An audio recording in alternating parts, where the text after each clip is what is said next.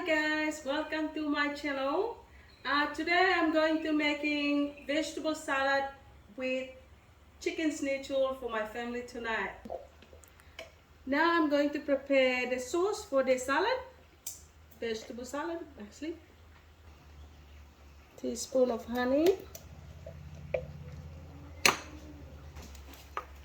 fresh lemon,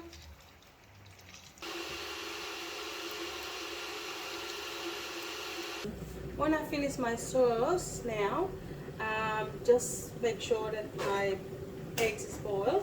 Add some salt, add that into my sauce.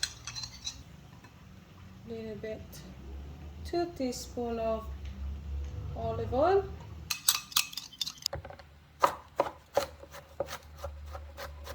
Some hot water, little tiny bit hot water. And that should be look like that. Now I'm going to preheat my oven to 190. Now slice my mushroom. Just like that. It looks so beautiful. My capsicum.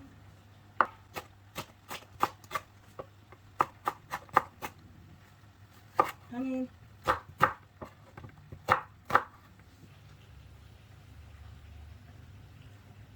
Now it's my oven's hot. I'm going to put chicken schnitzel in there.